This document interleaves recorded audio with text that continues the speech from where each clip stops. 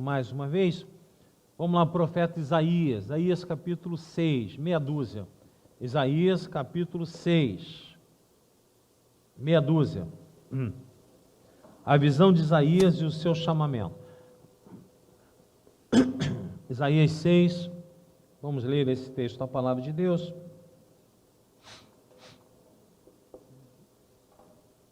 Isso, a tela já colocou, mas se você está com a sua Bíblia, use a Bíblia, manuseie a Bíblia. Esse texto aí é para quem não sabe mexer com a Bíblia ou não tem Bíblia. Você que tem, use a Bíblia, procure na Bíblia, vai lá. Dou um tempo para você, Antigo Testamento, profeta maior, depois do livro de Salmo. É fácil encontrar, porque ele é um profeta maior, o livro dele é muito grande, assim com a mão virando você vai encontrar com facilidade. Isaías, Jeremias, Ezequiel, Daniel, os quatro estão juntos ali, são os profetas maiores que escreveram grandes livros. Achou? Isaías capítulo meia dúzia. Olha lá, a visão de Isaías, o seu chamamento, encontrou? Então nós vamos orar. Senhor, com alegria, respeito e temor, mais uma vez leremos a Tua palavra e pedimos que tenhamos a Tua compreensão no que vamos ler, para que a Tua palavra, Senhor, seja viva em nossos corações. Uso o pregador como teu instrumento no trazer o que o Senhor tem para nós. O que vier de ti que retenhamos, o que não deixemos de lado. Mas fala conosco, Pai. Em nome de Cristo Jesus. Amém. Ok? Então nós vamos ler Isaías 6, de 1 a 8. Encontrou? Acompanhe a leitura que estarei fazendo. No ano da morte do rei Uzias, eu vi o Senhor assentado sobre um alto e sublime trono, e as abas de suas vestes enchiam o templo. Serafins estavam por cima dele, e cada um tinha 6 asas. Com 2 cobria o rosto, com 2 cobria os seus pés, com 2 voava.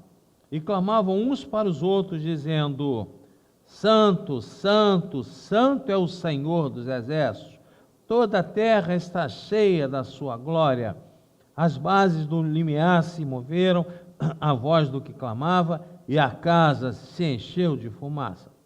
Então disse eu: ai de mim, estou perdido, porque sou homem de lábios impuros, habito no meio de um povo impuro, de impuros lábios, e os meus olhos viram o Rei, o Senhor dos exércitos.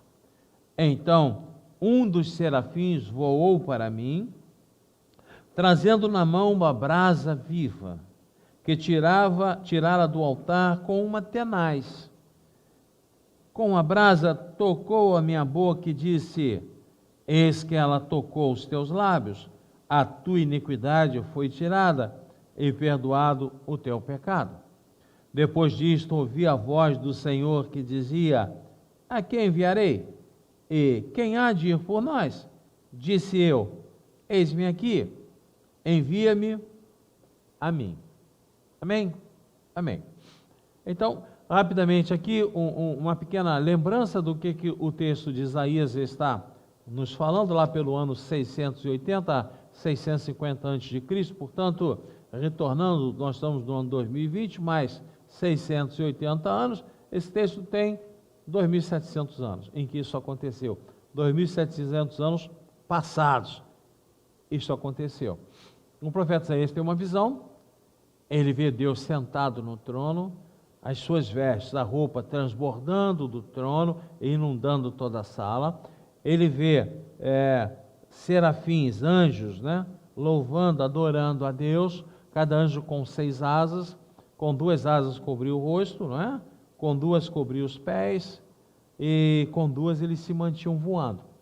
E ouviram os anjos dizendo: Santo, Santo, Santo é o Senhor dos exércitos.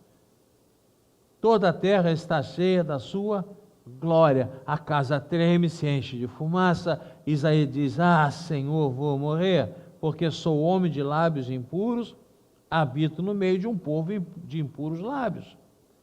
E os meus olhos viram a presença de Deus. E nesse momento aparece um anjo com uma brasa, encosta na boca de Isaías e diz: a tua iniquidade foi tirada e perdoado o teu pecado. E agora sim, ele ouve Deus falando para ele assim: quem enviarei? Quem há de ir por mim? E agora Isaías diz: eu, Senhor, eis-me aqui, envia-me a mim. E assim foi o chamamento do profeta Isaías, para falar ao povo de que eles tinham se afastado de Deus, esquecido de Deus, que a mão de Deus pesaria sobre o povo que o abandonaram. Amados, queridos irmãos, esse texto, eu vou tentar analisá-lo com vocês, dentro do contexto em que ele está envolvido. Não apenas o texto em si, eu não queria falar só do chamamento de Isaías, mas eu quero falar do momento em que ele está sendo chamado, que é um momento de crise, uma profunda crise em que o povo estava vivendo. Mas querem ver a crise que o povo estava vivendo? Mantenha a sua Bíblia aberta, viu? Mantenha a sua Bíblia aberta em Isaías, e nós vamos ler aqui o que Isaías fala. Nós chamamos que os ais de Isaías, né? que nos mostram a drástica situação em que o povo estava vivendo. Querem ver? Perdi. Sim, Isaías 5:8. Olha lá, Isaías 5:8. Ai dos que ajuntam casa a casa, reúnem campo a campo, até que não haja mais lugar, e ficam como únicos moradores no meio da terra. Fala sobre a busca desenfreada por riqueza, deixando pessoas sem nada, enquanto as riquezas se acumulavam nas mãos de alguns. Por isso ele fala: ai daqueles. Depois, no capítulo 5, versículo 11, 5:11, Isaías diz assim: ai dos que se levantam pela manhã e seguem a bebedice e continuam até a alta noite, até que o vinho os esquenta. Ele está falando dos beberrões, da busca incessante por prazeres mundanos, do desprezo por Deus. Situações da sociedade há 2.700 anos, quando Isaías recebeu o chamado de Deus. Vamos lá de novo. Isaías capítulo 5:18. Ai dos que puxam para si a iniquidade com cordas de justiça e o pecado com tirantes de carro. Ele está falando dos injustos, da corrupção teológica intencional e danosa, da utilização do mercadejar a fé para enriquecimento próprio. Isaías capítulo 5, versículo 20. Ai dos que ao mal chamam bem e ao bem mal, que fazem da escuridade luz e da luz escuridade, põem o amargo por doce e o doce por amargo. Ele está falando dos corrompidos moralmente, do orgulho, da corrupção moral em que o povo vivia naquela época, deturpando completamente os sentidos das coisas, como vivemos hoje. Nós estamos vendo que o retrato de Isaías é um retrato da nossa sociedade, da corrupção, do orgulho, não é? Mercadejando a fé, abandonando os princípios do Senhor. Olha lá, Isaías capítulo 5, 21, a depravação moral e espiritual, os soberbos, ai dos que são sábios a seus próprios olhos e prudentes em seu próprio conceito. E finalmente aqui, olha, Isaías 5, 22, ele vai falar daqueles que gostam de farras, de bagunça, vai falar sobre a corrupção social, o suborno. Olhem o que ele diz: ai dos que são heróis para beber vinho e valentes para misturar bebida forte, os quais por suborno justificam o perverso e ao justo negam justiça. Está falando sobre a corrupção na justiça. Amados, queridos irmãos, a situação de Isaías, na época de Isaías, não era diferente da nossa sociedade. Porque o homem sempre teve essa inclinação para o pecado. O nosso coração, ele se inclina, ele busca o pecado, a não ser que o Espírito Santo, tendo tocado nosso coração, sentimos este amor enorme de Deus sobre nós, aceitamos Jesus Cristo como nosso Salvador, e aí nós somos libertos dessa escravidão. Mas temos que ter cuidado, porque a inclinação continua. Então nós somos, amados, vejam que interessante, né? Nós somos tentados a praticar o mal pelo nosso coração, e nós somos tentados a praticar o mal pela ação do diabo. E a nossa vida tem que ser uma luta constante, na busca intensa da presença de Deus. Entenderam, amados queridos irmãos? Então, Isaías vivia num momento de crise, uma crise profunda, uma crise moral, uma crise teológica, uma crise social. E aí, quando ele escreve o capítulo 5, nos textos que nós lemos, ele vai, ai daqueles. Depois Jesus vai falar também, ai daqueles, ai desses que têm praticado essas coisas, ai desses que se esqueceram das palavras do Senhor, ai desses que buscam sempre o prazer, a riqueza, ai desses que não veem os necessitados, não veem os carentes, ai desses que desacreditam a Deus, humilham a palavra de Deus, ai desses homens, eles vão sofrer, e vão sofrer muito. Então Isaías vivia num período de crise, e parece que crise é a maior característica do nosso país, não é? Crise é a maior característica do nosso país. Eu lembro de um famoso repórter que morreu há pouco tempo num desastre de helicóptero, e ele dizia assim, deve ser muito triste ser repórter na Finlândia, porque talvez a manchete do dia de um jornal seja assim, um jabuti é atropelado na rodovia federal e morre, e o povo entrou em tristeza profunda. Ele já deve ser muito ruim, porque o nosso país é crise atrás de crise, é crise atrás de crise. Quando a gente pensa que não tem mais crise aparece, certo? Eu estava em casa me preparando para vir, e liguei a televisão e só falava de crise política, crise política, crise política. A crise política foi tão intensa na minha cabeça que eu esqueci da pandemia e vim sem máscara. Esqueci da pandemia, porque nós estamos numa outra crise, que é a crise política. Eu só falava daquilo, e eu me esquecia. E quando eu estou no carro dirigindo, eu falei assim, Senhor, eu estou no meio de uma pandemia, uma crise sanitária, eu estou aqui. Amados, queridos irmãos, viu, Selma, não se preocupe que eu não vou me aproximar de ninguém, vou sair correndo daqui. Olha que interessante, o nosso país, a partir de dados de 2019, está entre as maiores economias do mundo. Observem, o país mais rico do mundo é os Estados Unidos, tem em dinheiro próprio, né, 21,3 trilhões de dólares. A China tem 14,2 trilhões, um pouquinho menos, né? O Japão tem 5,1 trilhões. O quarto vem a Alemanha com 4 trilhões. Depois vem a Índia com um produto interno bruto, que é o que nós estamos falando, com 3 trilhões. Depois vem o Reino Unido, a Inglaterra, não é? Com 2,8 trilhões. Depois vem a França com produto interno bruto 2,7 trilhões. Itália com 2 trilhões. E aí vem o nosso país, Brasil, 1,9 trilhões.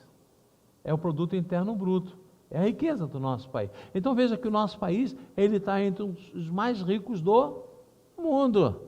Observaram? Estados Unidos, China, Japão, Alemanha, Índia, Reino Unido, França, Itália, Brasil. Depois do Brasil vem o Canadá. Canadá depois de nós. Tem 1,8 trilhões. Coitados dos canadenses, né? Coitado. Aí quando nós olhamos para as maiores populações do mundo, observe, vocês vão entender a correlação. As maiores populações do mundo, a maior população do mundo é a China. 1,4 bilhões, ou seja, 1 bilhão 439 milhões. Tem muito chinês. Tem muito chinês nesse mundo. E para não dizer que só é muito chinês que tem, quando olhamos a população da Índia, 1 bilhão 380 milhões de indianos. A população da Índia é imensa, imensa, irmãos. Depois vem os Estados Unidos com 331 milhões. É bem grande a população, mas muito inferior da China e da Índia.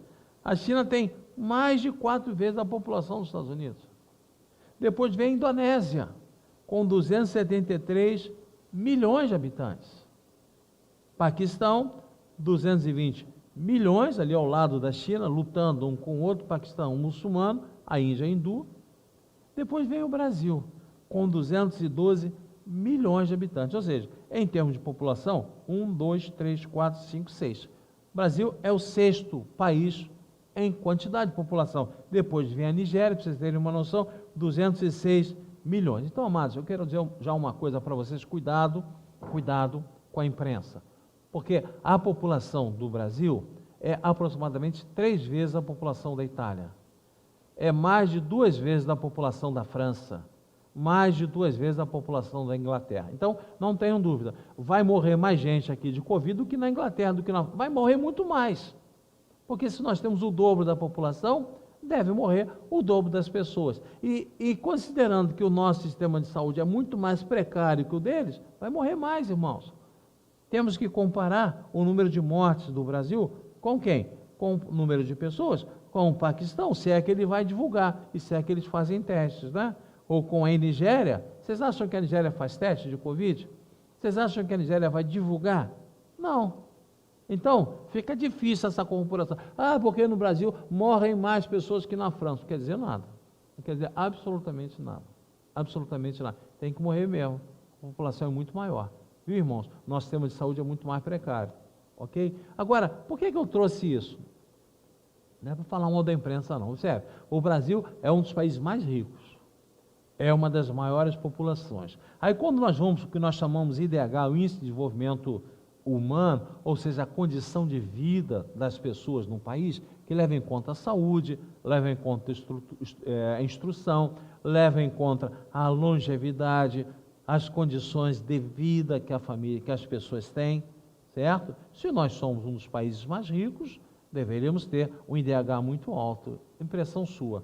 Nós estamos em 79º, 79 nessa lista. 79. Primeiro lugar, a melhor condição de vida no mundo é na Noruega. Depois é na Suíça. Terceiro lugar, a Irlanda. Quarto lugar, a Alemanha. Quinto, Hong Kong. Sexto, Austrália. E nós estamos em 79º. Entendem? Tem 78 países com uma melhor condição de vida do que o Brasil. Eu desafio qualquer um que está aqui, viu, Dudu? Desafio você a falar 78 países aqui. Eu duvido que você fale, 78 países, para você ter noção do que está na nossa frente. Por quê? Porque nós estamos num momento de crise. O nosso país já vive em crise há muito tempo. A nossa riqueza não é distribuída. Existem poucas pessoas muito ricas e existem muitas pessoas muito pobres, porque somos um país rico, somos uma população forte, somos um país de clima maravilhoso, podemos plantar, podemos produzir. Foi dito que nós seremos, já somos praticamente o celeiro do mundo. Gente, alguma coisa está errada na nossa sociedade, alguma coisa está errada. Quem vai mudar não é um homem, quem vai mudar é Deus. Aí daquele que confia no homem. Você que está defendendo muito um lado ou defendendo muito outro, sabe o seguinte, a palavra de Deus diz, ai daquele, a mesma coisa do ai aqui de Isaías, né? Ai daquele que confia no homem. Vocês acham que é um homem que vai mudar isso? Não é um homem. Não é um homem. Quem vai mudar isso é Deus. Quem vai mudar isso é o Senhor. E para que isso aconteça, nós temos que orar e nós temos que fazer a nossa parte, porque vivemos, além desta dificuldade enorme de distribuição de renda, a miséria que o povo vive, nós estamos vivendo uma pandemia. Olha que loucura, uma pandemia. Mas irmãos, nós, a grande parte da igreja da freguesia, nós vivemos numa ilha diferente. É diferente do que a grande população do Brasil vive. Às vezes a gente perde a noção do que é a população brasileira, porque nós moramos no Rio de Janeiro, que é a segunda ou terceira maior cidade, mais rica cidade do nosso país.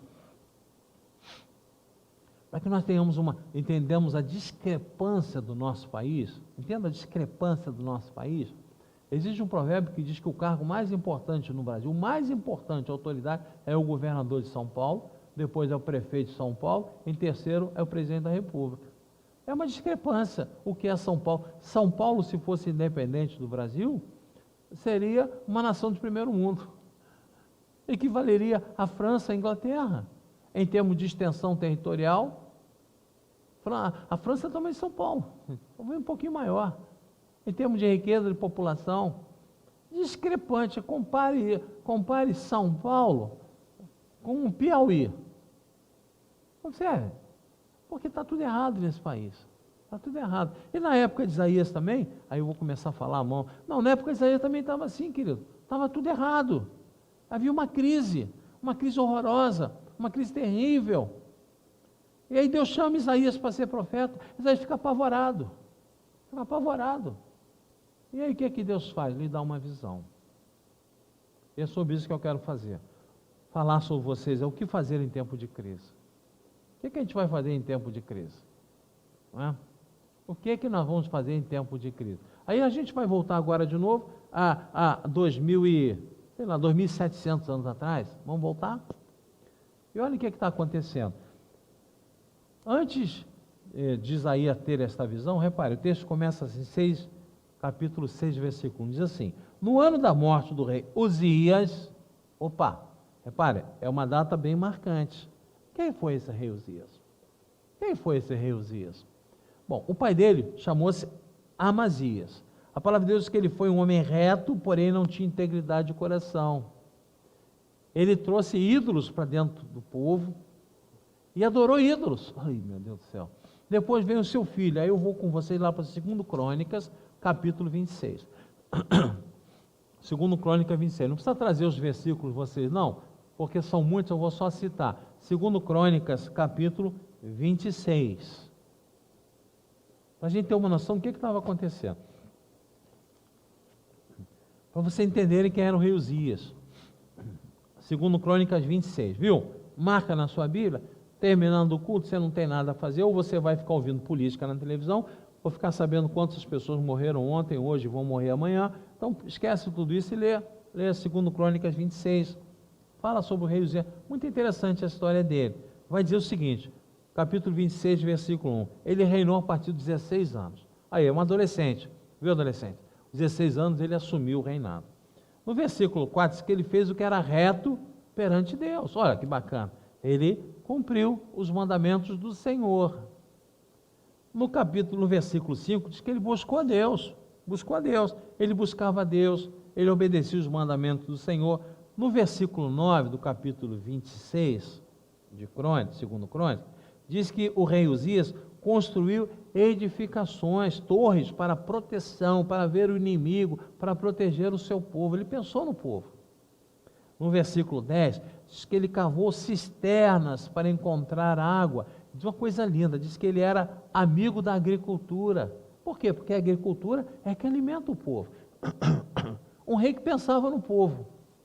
Uma autoridade que pensava no povo. Está difícil isso hoje em dia, viu? No versículo 13, diz que ele tinha 307.500 homens à sua disposição para montar um exército. Então ele tinha um exército grande, certo? Ele preocupava com o povo. Aí o que é que ele fez no versículo 14? Ele equipou o exército, comprou armas para que seu exército pudesse lutar, se defender, proteger o povo. No versículo 15, diz que ele fabricou máquinas de guerra. Você que gosta de guerra, dá uma olhadinha lá. 2 Crônicas, capítulo 26, versículo 15. Para quê? Para lutar contra os inimigos, para proteger o povo. No versículo 16, aí vem um problema. Ele se exaltou perante Deus. Ele começou a achar que ele era o bambambam. Sabe como é que é? Aquele cara que grita, que briga, que manda, que acha que é o próprio Deus. Ele começou a se exaltar. Tudo aquilo que ele tinha conseguido, as grandes vitórias, a riqueza, ele começou a achar que vinha dele, não de Deus. E aí o que ele faz? Ele entra no templo para prestar sacrifício ao Senhor. Não podia. Quem faz isso é o sacerdote, é um levita. Ele não é um sacerdote, ele não era um levita. Ele desacreditou a atividade dele, desrespeitou a palavra de Deus, desrespeitou a liturgia do momento e entrou no templo. E os sacerdotes chamaram a atenção, ele não quis ouvir. Sabe o que acontece no versículo 19? Ele é punido com lepra, se torna leproso. Que coisa interessante, né? Um homem que, no início, um adolescente que ouviu Deus, buscou Deus, pensou no povo, montou água para a agricultura, para ter alimento suficiente, não é isso? Equipou um exército, preparou para defender o povo, para lutar, máquinas de guerra, e de repente ele se sentiu bam. E aí Deus fala, você acha que é forte assim? Então toma, ó, lepra. E aí sabe o que acontece com lepra? No versículo 21, ele tinha que morar numa casa isolada. e foi excluído do templo, da casa do Senhor, não podia mais entrar, não podia mais, pelo pecado, pelo erro que ele cometeu. E depois ele vai morrer, ele morre. Um homem que tinha tudo para dar certo, um rei que tinha tudo para dar certo, mas ele não, ele gera uma crise, quando ele luta contra o templo, quando ele desafia Deus, quando ele se exalta perante Deus. Então vocês vejam, o que estava acontecendo em Isaías, que ele vai falando sobre esses ais, é exatamente já consequência desse líder que ele se perdeu. Ele se considerou alguém muito mais,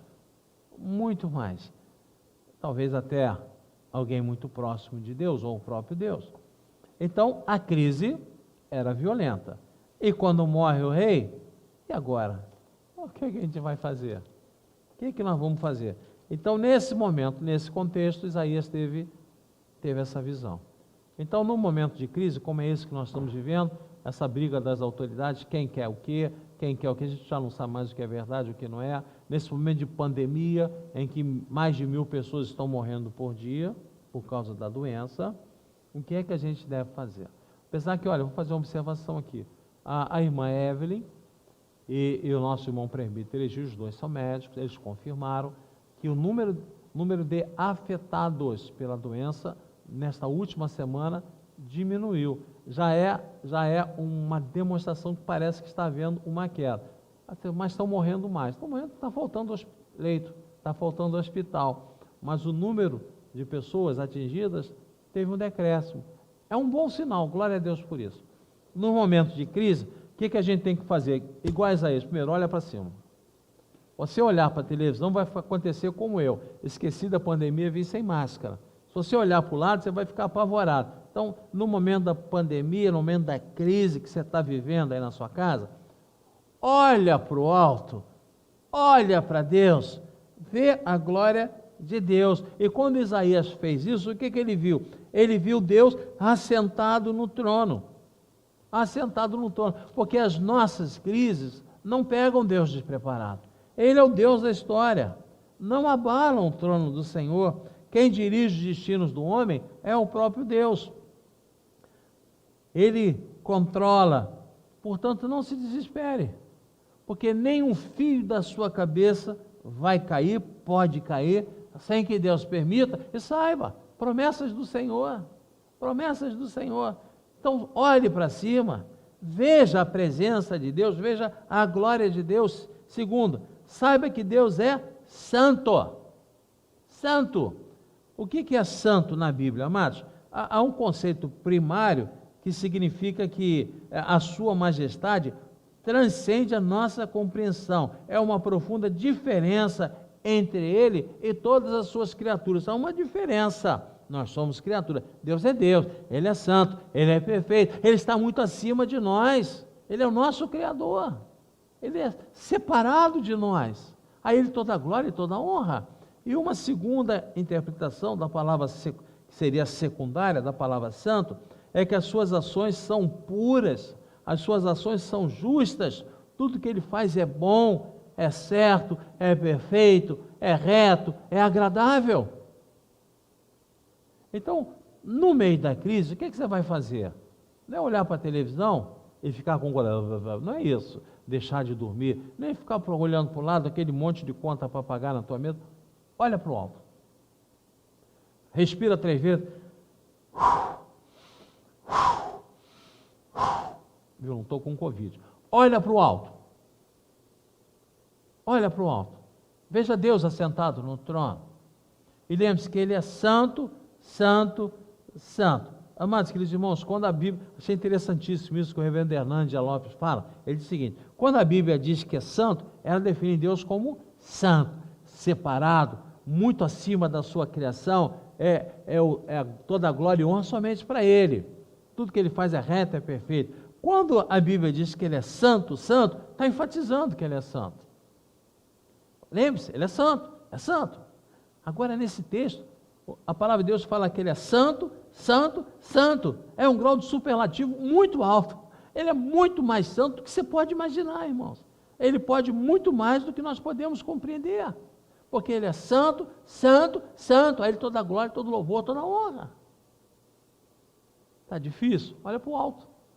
Primeira coisa, olha para o alto. E quando você olhar para o alto, você vai ver que os anjos que lá estavam, o texto fala, os anjos estão adorando ao Senhor. Eles com duas asas fecham os rostos, porque demonstra respeito com aquela pessoa que está na sua frente. Meu pai, quando nós éramos adolescentes e jovens, ele morreu muito cedo, papai. Mas quando ele nos chamava, por causa de algum erro cometido, e ele não sabia bem quem era, ele queria dar uma chamada geral, ele chamava, botava os três assim do lado, Luiz Antônio, Luiz André e Egídio, um do lado do outro, os três, pá, pá, pá, pá. Ele dizia assim, ele começava a falar e dizia para nós, olha para baixo, ó. Aqui interessante, né? Olha para o chão, não olha para mim não, olha para o chão. Olha para o chão. Respeito, respeito. Os anjos cobriam os pés, respeito. Os anjos se mantinham voando só com duas asas, respeito. Os anjos adoram ao Senhor, adoram ao Senhor, eles vão para cumprir as suas ordens. E nós? Então adore ao Senhor. Você está vendo Deus na sua glória, Deus na sua majestade, sabe que Ele não foi pego despreparado, Ele é santo, santo, santo. Adore ao Senhor. Esse é o momento de você adorar o Senhor, esse é o momento de você glorificar o Senhor, esse é o momento de você obedecer ao Senhor. A gente está olhando para muita besteira, nós estamos olhando para muita porcaria, nós estamos sendo enrolados pelos jornais, nós estamos sendo enrolados pelos apps que recebemos, pela internet, nós estamos sendo enrolados, sabe por quê? Porque nós não estamos olhando para Deus, estamos olhando para essa maquininha aqui, ó.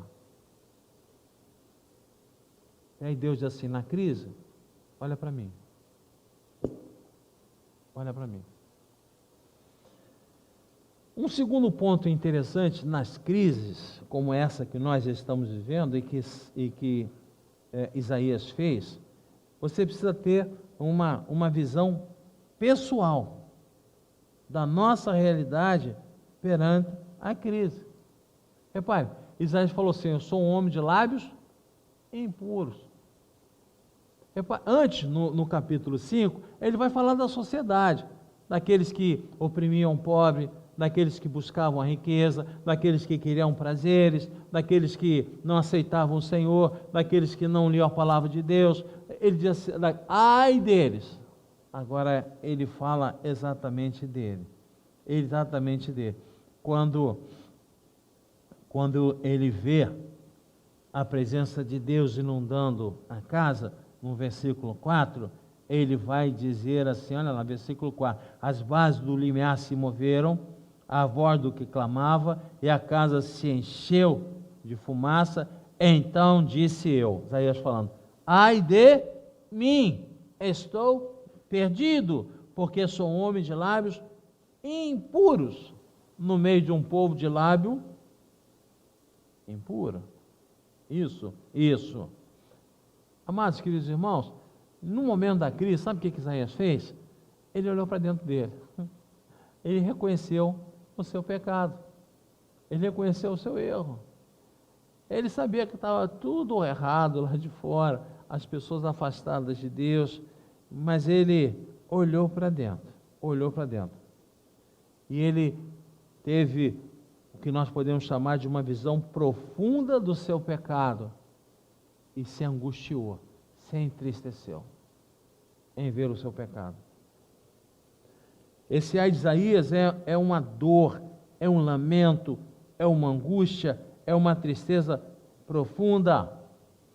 Ele não chora apenas as consequências do seu pecado, mas lamenta que os seus lábios são impuros. Ele se acha incapaz de profetizar, de cumprir o chamado do Senhor de ser um profeta. Sabe por quê, irmãos? Quanto mais perto de Deus nós estamos, mais a luz do Senhor ilumina o nosso coração, o Espírito Santo agindo em nós, nós conseguimos enxergar os nossos erros. Porque tem erros nossos que já se tornaram rotinas de vida. Porque não conseguimos nos aproximar de Deus como deveríamos nos aproximar e entender que isso é um erro, que isso é um pecado. E agora ele vê Deus. Não há mais sombra de trevas perto dele. Ele enxerga o seu pecado. E ele grita: ai de mim, ai de mim. Ele não apenas tinha uma noção do pecado do povo, como ele agora tem uma noção do seu pecado. Nós não podemos ser pessoas alienadas espiritualmente. Não podemos aceitar que essas coisas entrem em nossa casa e entrem em nossas vidas. Se nós não dissermos não, quem dirá? Quem dirá? E precisamos ter uma visão da graça perdoadora, porque o anjo do Senhor, o serafim, perdoou. Olhem que lindo aqui, amados queridos irmãos, no capítulo 6 de Isaías, versículo 7, com a brasa, o anjo tocou a minha boca e disse: eis que ela tocou os teus lábios, a tua iniquidade foi tirada e perdoado o teu pecado. Então, nesse momento de crise, é o momento em que nós temos que ver a glória de Deus, sabemos que Ele continua reinando. Segundo, é o momento de nós olharmos para dentro de nós, identificarmos o nosso erro, clamarmos por perdão e recebemos o perdão do Senhor.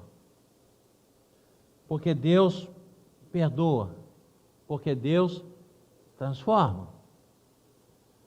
No Novo Testamento nós temos um caso de uma mulher samaritana, que já vivera com muitos homens, vivia com um e não era casada, que ia pegar água ao meio-dia, escondido de todo mundo. Ela teve um encontro com Jesus, transformou a vida dessa mulher, completamente.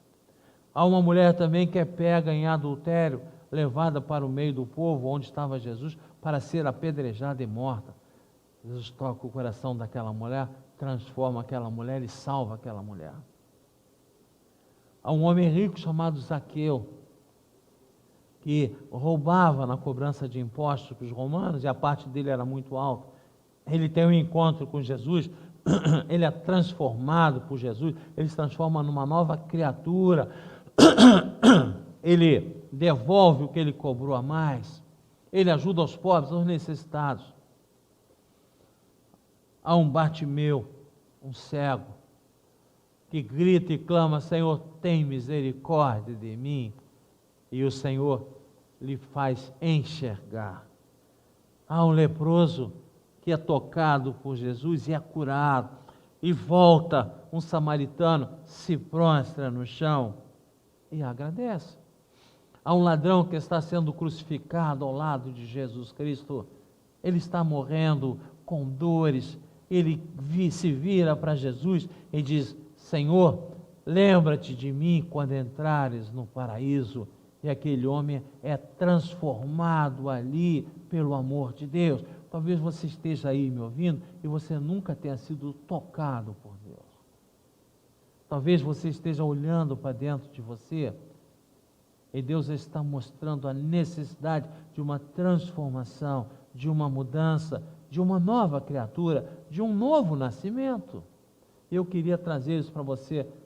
Deus pode mudar a história da sua vida. Jesus Cristo veio ao mundo para pagar por nossos pecados, para nos libertar da escravidão do pecado, para que nós compreendêssemos e sentíssemos esse grande, imenso amor de Deus, para que chorando nós pudéssemos dizer: o Senhor é o meu pastor, nada me faltará, ainda que eu ande pelo vale da sombra da morte, não temerei, porque Ele está conosco. A sua vara e o seu cajado me consolarão. Querido amigo que está nos ouvindo, eu quero falar com você, nesse momento, que não foi tocado ainda pelo Espírito Santo, e ainda tem uma vida longe de Deus, mas que sente a necessidade de uma mudança, a necessidade de uma transformação. Deus, somente Deus, aquele que é santo, santo, santo, pode fazer essa mudança. O Deus Pai, santo, o Deus Filho, santo, o Deus Espírito Santo, santo, só Ele pode fazer isso. Basta você abrir seu coração nesse momento de crise, nesse momento que você está angustiado, está com medo, está ansioso. Abre seu coração, olha para Deus, abre seu coração e peça para que Ele faça assim como fez com Isaías, que o anjo do Senhor toque em você e diga: os teus pecados estão perdoados. Essa crise veio, essa pandemia veio, para que a sociedade pudesse ver os seus erros. E para que eu e você pudéssemos olhar e vermos os nossos pecados. E agora vem um terceiro e último ponto.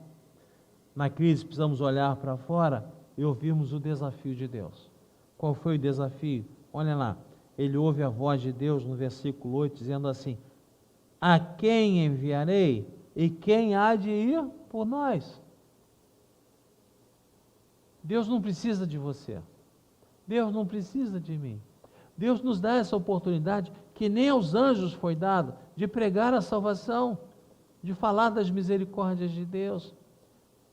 Estamos olhando para o alto e nos acalmando, porque sabemos que Deus está à frente de tudo. Estamos olhando para Deus, estamos nos arrependendo e clamando: Senhor, tem misericórdia, perdoa os meus erros, me faz uma nova criatura que me sinta amparada, abraçada, sustentada pelo teu amor. E agora ouça o chamado de Deus. Ouça o chamado de Deus. Quem irá? Porque Deus está te chamando para ir. Deus está te chamando para falar. Deus está te usando para demonstrar que você é uma nova pessoa. Você vai dizer assim: mas pastor, nós estamos contidos. Como assim contidos? Eu não posso fazer, eu não tenho como ir na casa do meu amigo, do meu irmão. Como não tem? Você tem um telefone, você tem um WhatsApp, você tem um YouTube, você tem Instagram, você tem tudo, Facebook, você tem tudo aí, você sabe usar. Eu não sei, muitos desses eu não sei, mas o que a gente sabe tem que usar. Você não está contido dentro de casa para evangelização. Não, não, não. Você está dentro de casa para evangelizar. Você está dentro de casa para falar. Um presbítero da igreja do Rio me telefonou, dizendo: pastor, Deus mandou eu ligar para as pessoas. Eu liguei para um casal, um amigo meu, que já está afastado da igreja, só para saber como ele chorou. Botou em viva voz, ele e a esposa, os dois choraram. Porque nunca se falou tanto de Deus. Nós estamos vivendo um reavivamento espiritual, irmãos. Entenda isso. Estamos vivendo um reavivamento espiritual. As igrejas do Senhor vão voltar e vão voltar muito mais forte. Nós voltaremos muito mais fortes, muito mais espirituais, porque nós convertidos, estamos retornando ao primeiro amor. E você que está aí, que não conhece Deus, está sentindo o primeiro amor, que é Jesus Cristo. Não tem mais nada para falar, apenas dizer isso. Deus está no controle. Deus não perdeu o controle. Nem o controle do nosso país, nem o controle da crise. Não confie no homem, confie em Deus. Nessa crise, faça como Isaías, olhe para o alto, veja a glória de Deus, que é santo, santo e santo. Veja a glória de Deus e saiba, Ele continua tomando conta de você, ou a você que está aceitando a Ele agora, Ele pode te chamar de filho. Ele pode ser o seu pai, se você ouvir esse chamado no seu coração. Segundo, olhe para dentro de você. Olhe para dentro de você. Se entenda com Deus. Porque somente Deus pode te fazer enxergar o teu erro e somente Ele pode perdoar o teu pecado. Mas para isso, olha para o alto. Terceiro, ouça. Deus está falando com você. Tem muita coisa para fazer. Tem muita coisa para fazer. E diga como Isaías: eis-me aqui. Usa a mim, envia a mim. Que essa energia enorme que eu tenho de Zap, Facebook, YouTube, Instagram, sei lá mais Deus o que, seja usado para falar desse Deus que te ama. Amém? Amém. Nós vamos orar.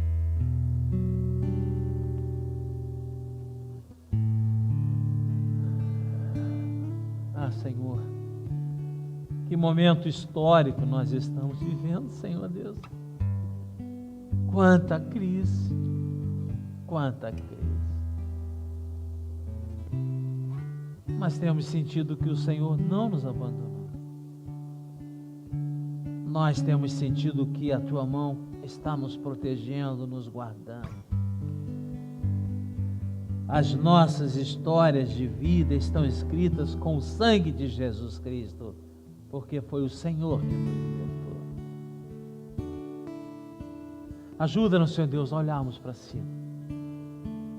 E como os anjos te glorificarmos, santo, santo, santo, a ti toda a glória, toda a honra, todo o poder. E ajuda-nos a olharmos para dentro e dizermos, ai de nós, nos consertarmos com o Senhor. E agora, Senhor, podemos ouvir o que o teu Espírito Santo fala conosco. Ouvir a tua voz, nos falando, nos chamando e obedecermos. Eis-nos aqui, Senhor, usa-nos a nós. Permita, Senhor Deus, que nossos corações estejam tranquilos. Permita, Senhor, que tenhamos uma noite tranquila de sono e uma semana abençoada nas tuas mãos. É o que nós te pedimos. É em nome de Cristo Jesus. Amém. Que Deus abençoe o irmão. Olha para Deus e diga, santo, santo, santo, toda glória e honra somente a ti.